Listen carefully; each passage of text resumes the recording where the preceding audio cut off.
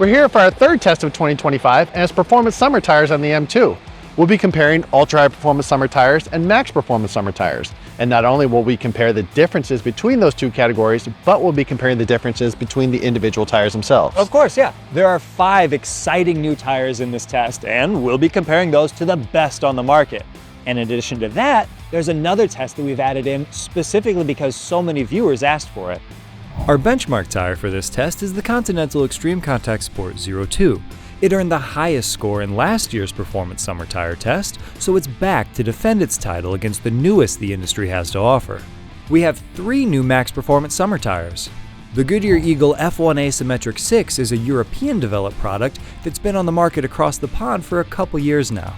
It has repeatedly performed very well in European tests, and Goodyear fortunately decided to bring it to the US. The Kumo Extra Sport S is the second new performance summer tire from the brand that we're testing this year. Its ultra-high performance summer counterpart performed very well in our first test of the year, so we're excited to see what this more performance-focused version has to offer. The Vredestein Ultrac Pro launched in 2024, but this is our first time testing it on the M2. It's designed to offer more on-road comfort than the competition without sacrificing the dry and wet performance expected from the category. There are also 2 new ultra-high performance summer tires in our test. The highly anticipated BF Goodrich G-Force Phenom TA is here to see if it lives up to the hype, along with the Toyo Proxy Sport 2, which is a heavily updated successor product with a lot to prove. In addition to the new UHP summer tires, there are 3 existing tires we haven't tested in our new program. The Falcon Azenas FK510 is an old favorite we haven't driven in a while. The NT555G2 is also a popular tire that's been on the market for a long time, but was very recently added to our lineup. We're excited to see what it has to offer. And the last UHP tire is the Sumitomo HGR Z5, which we tested several years ago and deserves another shot on our M2. The final component of our test is both fun and educational. Something that isn't widely known to the general public is that virtually all tires used as original equipment on a new vehicle are tuned specifically for that vehicle. For more pedestrian automobiles, that may mean slightly more emphasis on one characteristic or another. But for highly tuned vehicles like the M2, the tires receive very special treatment, often to the extent that they share little more than the name of the line on which they're based. To demonstrate those potential differences, we're comparing the original equipment Michelin Pilot Sport 4S for our M2 to the replacement market version of the same tire. The Max Performance Summer tires are supposed to be the high technology, best at everything, do-it-all performance tires from their respective brands. Yep. The ultra high performance summer tires, they may not seek to excel at everything, and they may even give up one attribute in exchange for another. Right, but the only way to find out how they actually perform is through testing. And while they are performance summer tires and everyone wants to know how they're going to do on the track, in reality they're going to spend most of their time on the street, and that's where our testing begins. BF Goodrich G-Force Phenom TA. First thing is ride. I like it. It's not the best in the test. It has some good points and some bad points. Yes, yes it does. It does a pretty nice job of kind of limiting the total impact of the biggest bumps. I don't want to say it rounds stuff over because it is still pretty firm. Yeah, it's trying to. You can feel it though. Yeah, it limits just the maximum peak of the big stuff. But it's still fairly stiff. What do you think about noise on this tire? It's got a good amount of cyclical pattern noise, which is kind of annoying. It gets into your ear. It's hard to unhear it once you do. It doesn't have a ton of varieties of tones, so that's a good thing. Sure. But it is cyclical. As far as the steering is concerned, I describe it as cheerful. It's not the best. It doesn't feel like, oh yes, I'm a performance tire and I'm going to be super direct and precise, but it's just happy. It's pretty quick. It was a little too eager for me on the highway. It moves around a little bit. It's just a little less composed straight down the highway than I would have liked. Continental Extreme Contact Sport 02. Well, let's do noise first. We're on this nice cross-cut concrete at 40 miles per hour. After you. It's good.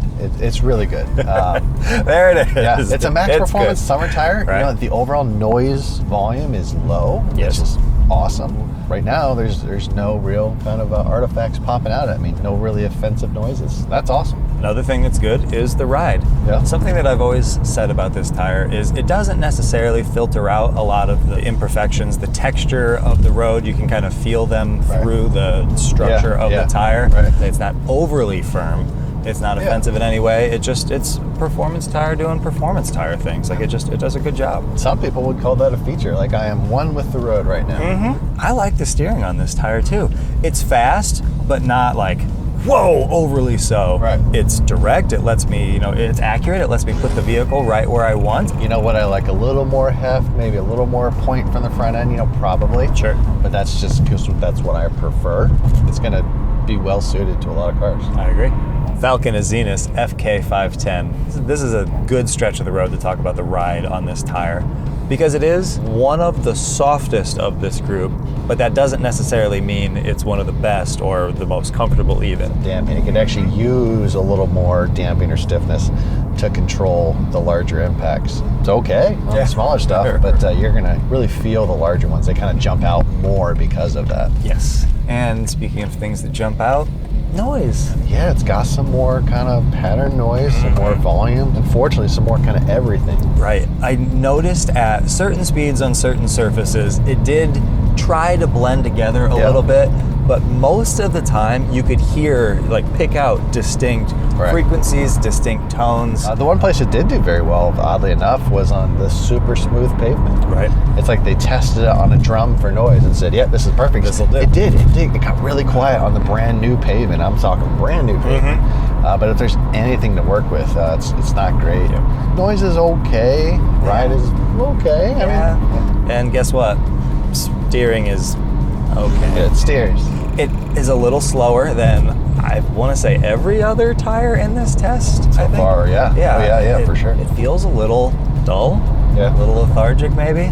Goodyear Eagle F1 Asymmetric 6. It's got this extra thunk on these tar strips. I feel the thunk. I feel the auditory thunk, and I don't necessarily like that. I noticed it is a very highway tire. speeds too. Yeah, Yep. Everything is communicated to me. It's a good thing as long as the tire's not too stiff.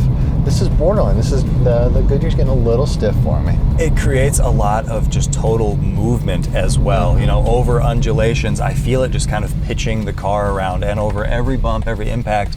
Even if it's not offensive or intrusive, you just always feel the vehicle moving, because I think it's just very, very stiffly sprung, I would say the steering, though, makes up for that, if we can say that those two things are related. Certainly helps. I'm a fan. It's pointy.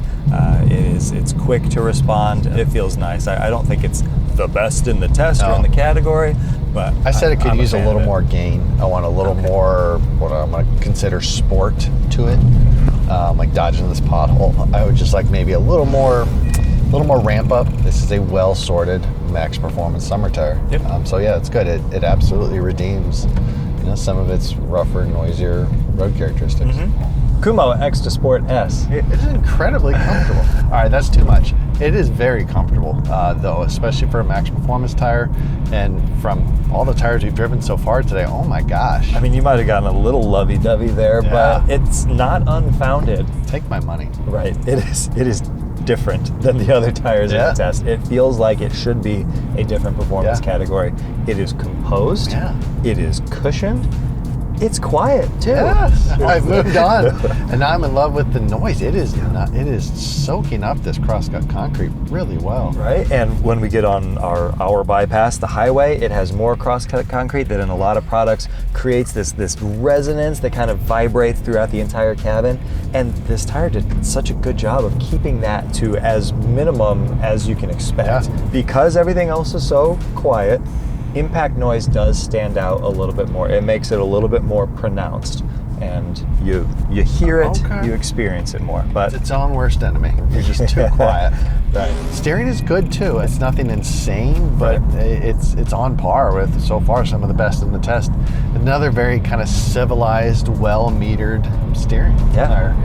The Michelin Pilot Sport 4S. Yes. It's akin to like a progressive spring, where it can take some of the smaller bumps with less amplitude and kind of suck that up. But the bigger ones, you're going to run into that higher spring rate, and you're going to feel it. Yeah, I said it's as firm to harsh as anything in this test. Depending on what you have on your daily route, you may experience one thing or you may experience another, which is interesting. What do you think about noise? It's okay, and it definitely has some pattern noise, some lower bassy tones on the smooth asphalt. It does a decent job of reducing the resonance. We've had much better in this test though. Very true. Steering, I feel like it should have a little more response right on center. It's missing some of that for me. It's like we're a little too kind of vague right now here. Again, it's good, it's fine, but we've driven sharper. The original equipment, Michelin Pilot Sport 4S. Before we got out here on the road, part of me was a little bit nervous that the OE tire, the original equipment Michelin Pilot Sport 4S, and the replacement market Pilot Sport 4S were going to be so similar that we couldn't differentiate between the two. Yeah. This tire is different than the replacement market tire. Everything is just stiffer, tauter. Small bumps are, you feel every individual distinct impact. Yeah, you feel cracks. Yes. Where the aftermarket only tire, you didn't feel that. Right. It translated over into noise for me. So things that were purely pattern born, so on a smooth surface, they sounded very, very similar. Yeah. Anything that is structure born noise though, so impact noise, tar strips, coarseness from like chip and seal, it feels different and it therefore sounds different. It feels like everything is just tighter. It's like when you turn up a snare drum and just the noise changes and you can feel it. And it also translates into the steering as well, right? On the aftermarket only, I was like, tighten it up a little on center. They did. They heard me. Right. And like you said, that they cranked it up. It is tight, it is responsive, it is firm. It's one of those where it's like, you need to like put some effort into it to get it off center. And I really like that. Absolutely. It's a return to what we used to love about performance tires that feels like maybe the market is kind of getting away from, but this is like old school performance in the best possible way. The Nitto NT555 G2. I mean, steering. It's a little loosey-goosey. It's not bad, but man, we've driven some absolute superstars out here today. This isn't it. If this was the only performance tire you had ever driven, you could be forgiven for saying, yes, this is a performance tire. It is a little bit notchy. It built response in a weird way. Word for it, It was, when I started my input, I had to give more input than I expected. But then when it loaded up a little bit, then I had to take some out because it was more responsive once it was loaded. And it was not intuitive, is what I'm going to say. It's kind of got some noise everywhere. Every surface we drive on, where you've got that cyclical tone, you got that warble. Yes, it's fine on ride. It's not super well composed. No. It kind of crashes a little bit. I mean, it's good, but it's just not competitive. Correct. In this group. Sumitomo HTR Z5. It's a little firm all around. I thought that on the big bumps it did a decent job, but I felt quite a bit of the smaller impacts. I think you were just kind of in the, it's kind of firm all around camp, which isn't wrong by any means. We both 100% agreed on a little bit of secondary motion too, right? Yes, definitely, So when you have the impact, or particularly when there are multiple impacts strung together, it kind of doesn't finish the first one before the second starts. Decent in terms of ride, but maybe could use a little bit more refinement. And I kind of felt the same way about noise as well. It also was decent. It was kind of moderate to higher volume on most surfaces, especially the coarser surfaces like this concrete or kind of a rougher asphalt. So if it has something for the tread to interact with, it's making noise. But I like the steering though. It reminds me of an old school performance product, which I like a lot. Has a small dead spot right at top dead center to keep it from feeling too darty or too wandery. And then it just builds up with this nice responsiveness. It's intuitive. It feels like, it's the way performance tires should be. Toyo Proxys Sport 2. The Toyo never quite settles down. No. It's like you hit something and it's going to vibrate until your next hit. And then we're just going to compound it all the way down the road. It's not terrible, but it's annoying, especially when you know it doesn't have to be that way. Yes, you can feel it stringing together successive impacts because it takes it a little while to get settled after the initial impact, and it doesn't have that much time, so bam, the next one. It wasn't a huge problem, but it was something distinct that we noticed about this tire. Otherwise, it felt like a performance tire. It was a little bit firm, kind of stiff, but that's really expected from the category, to be honest. And then in terms of sound, it doesn't have any harmonics to it necessarily, but it's just higher volume, kind of gray, white noise. Again, that's okay with me. I'd much rather have that than kind of like the tones that fluctuate and pitch. but it was kind of noisy. Steering is nice. It has a very small dead spot, and then it responds quickly. It's quite pointy, changes directions really urgently. It's not quite to the point that it feels darty or like it's going to wander around on the highway, because it does have that small dead spot to have that solid on-center feel. Right. But Which man, is it's appreciated. It is, yeah, but it's quick to respond though. Vredestein All-Track Pro. It is a step above in terms of on-road comfort than most of the other max performance summer tires out here, right? Yeah, it's probably not the absolute best, but it's really, really close. Right? Yeah. Big hits I said were big. Shocker. I stopped short of saying it rounds over bumps, because it doesn't, but I think I said it cuts the tip off abruptly. So it does a good job of limiting the ultimate peak of the hit, which is cool. This is pretty good. Yeah. I mean, we're in a 19-inch performance tire in a performance vehicle. That's pretty comfortable. Yes. I'm happy with that. I agree with you. You were happy with noise too, right? Yeah, moderate volume on the rougher surfaces, but really does an impressive job quieting down as the road gets smoother. On our brand new asphalt, I called it excellent. It was quiet. Excellent. It was good. Relative to the performance category. Steering's good. I feel like you liked it a little bit more than I did. Yeah. It feels nice. It has nice on-center feel. I just wish it felt a little bit more eager when I changed direction.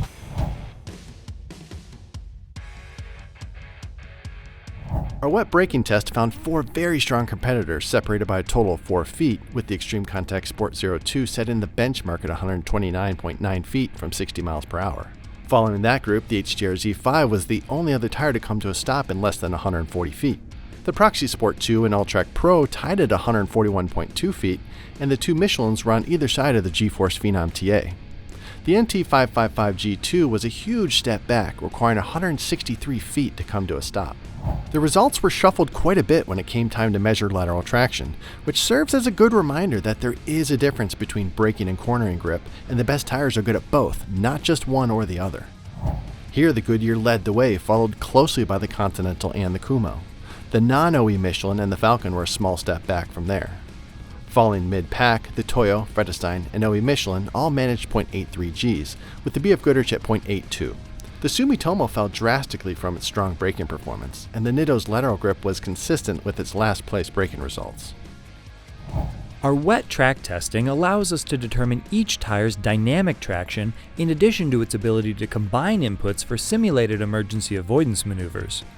While ultimate lap times may not be your top priority during the daily drive, differences in lap times are indicative of tires' capabilities in everything from the morning commute to real-life emergency situations. Subjectively, the Eagle F1 Asymmetric 6 walked away from the competition. Its combination of traction and poise was unmatched, even in this best of the best test group. It puts the power down, it turns, it grips in every direction. It just, you have to rewrite what you think is capable in the wet. The Extreme Contact Sport 02 continued to impress, and the Extra Sport S demonstrated it belongs in the conversation of the top tires in the category.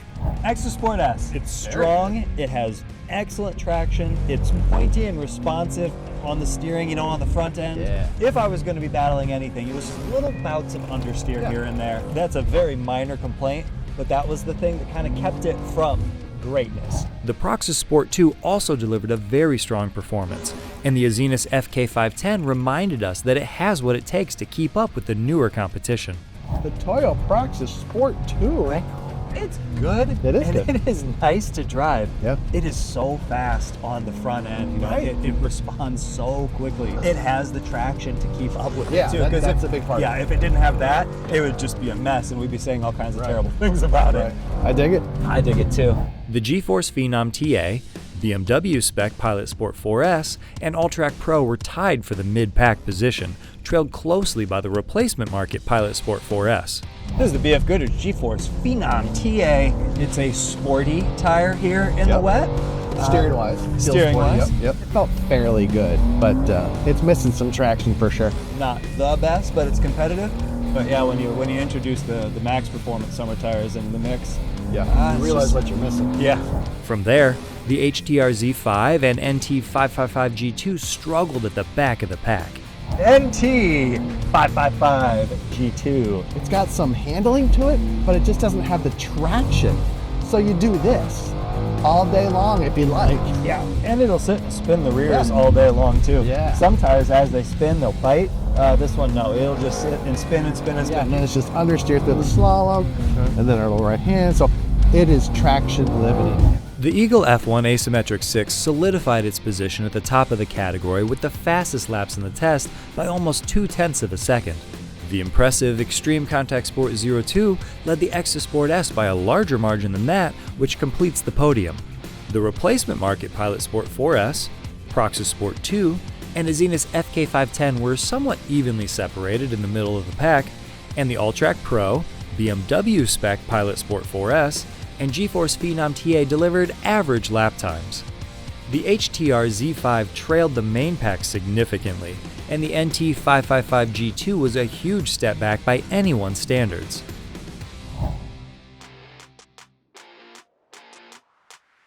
Emergency braking from 60 to 0 in the dry saw the Eagle F1 Asymmetric 6 and Extreme Contact Sport 02 separated by just 0.3 of a foot for the shortest distance. Not to be left behind, the two Pilot Sport 4S variants were within 1.5 feet of the leader. About 2 feet back, the Extra Sport S led another group that came to a stop between 105 and 108 feet. The HTR Z5 and NT 555 G2 took the longest to stop, requiring an additional car length compared to the best in the test. Around the skid pad, the two Pilot Sport 4S tires were split by the Extreme Contact Sport 02, and they all generated a G or more in lateral traction. The Eagle F1 Asymmetric 6, Extra Sport S, and Proxys Sport 2 were tied at 0.98 Gs, with the GeForce Phenom TA and Alltrack Pro another palpable step back from there. The Zenith FK510 joined the HTR Z5 and NT 555 G2 at the back of the pack, with traction figures that were just acceptable for the category. The BMW spec original equipment Pilot Sport 4S earned the overall. Its sharp, urgent steering and neutral handling balance meant it was fun and satisfying to drive. It feels so pointy. Yeah. It feels like, I just have to think about changing directions and it doesn't. It rotates usefully, but also eagerly. The Extreme Contact Sport 02 set the fastest laps, and it led the brand new Eagle F1 Asymmetric 6 and Extra Sport S in our subjective evaluation, if only by a small margin. Eagle F1 Asymmetric 6. Just a teeny tiny step below the best tires in this test in terms of dry traction. It's right there. The steering maybe isn't quite as urgent, but still, man, very, very nice job of putting it all together. Akuma Extra Sport S. And it's pretty good. It is good, isn't it? One of the things that it was missing is front axle authority. I wanted it to point a little bit better and be a little bit stronger on that front end. The replacement market Pilot Sport 4S was 5th overall, with the Proxys Sport 2 close behind. Toyota Proxys Sport 2. I love this tire steering through the slalom. It is so precise. I'm not the slalom king. I'm sitting next to the slalom king, but I feel like the slalom king in this tire. It works. And pointy, it works. isn't it? It just loves changing directions. Very, very nimble. I'm comfortable saying that it's the best of the UHP products at what we're doing here right now. The next group was a significant step back, beginning with the GeForce Phenom TA that was over a point behind the test leader and 2/3 of a point behind the Proxys Sport 2, which was the highest scoring ultra-high performance summer tire. BF Goodrich GeForce Phenom TA around the dry track. It's really kind of a tale of two tires. When I got the tires, they were cool. Yeah. And they were pointy. It changed directions nicely. It felt like a solid foundation for me to work from. And then they got heat in them. And I got about 3/4 of a lap through, and I was like, okay, this is fine. But then they just kind of gave up on me. Yes. And they gave up hard. When I got back in the car for my second set of laps, it was a very different experience than the first time. Yep. It was more vague. It felt kind of smeary. From there, the Zenith FK510, Alltrack Pro, HTR Z5, and ultimately the NT 555 G2 were left far behind. NT 555 G2. It yearns for the drift. It does. It's like, man, too much throttle, drift. Too much steering, drift. Yeah. Off throttle, drift. Yeah. Braking? Sure, why not? Let's drift. Straight to drift. Yep. You know, I wish I could say that was cool, but it's not. It's just so unproductive. Yep. It's not even the good kind of drift. You're spending most of your lap concentrating on not losing time by being sideways. If lap times in the dry are your top priority, the Extreme Contact Sport 02 still holds the advantage. The BMW spec Pilot Sport 4S, Eagle F1 Asymmetric 6, and the replacement market Pilot Sport 4S were tightly grouped behind the Continental, with the Extra Sport S and the Proxy Sport 2 another small step back. From there, the Azenis FK510 and GeForce Phenom TA led the rest of the pack. The Alltrack Pro and HDR Z5 were adequate performers, and the NT555 G2 was way off the pace of the leaders. We always love when new tires come out. The brand's marketing departments, of course, make big claims and even bigger promises, but we get to put them to the test to find out what they can really do. Yeah, and it's awesome to see that even in this highly competitive category, tires continue to get better. In fact, the top tire in the wet, the top 2 tires on the road, and 3 of the top 5 overall are brand new. Performance summer tires are often used on high horsepower luxury sedans and SUVs and road-going sports cars that expect a high level of refinement along with the outright performance capabilities. And the Kumo Extra Sport S and Vredestein Alltrack Pro led the group on the road in this test. They're also the overall leaders when we add in last year's results, so we're confident saying they're the new standard for the category. Max Performance summer tires, and to a lesser extent, ultra-high performance summer tires, are generally the best on the market when it comes to wet traction, and the Goodyear Eagle F1 Asymmetric 6 reset the benchmark in this test and in the category as a whole.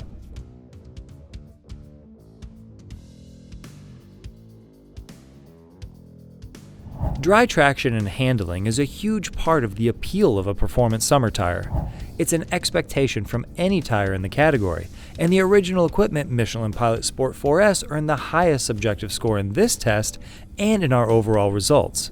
It was followed by the Continental Extreme Contact Sport 02, which also set the fastest lap time, and the Goodyear Eagle F1 Asymmetric 6 and Kumo Extra Sport S.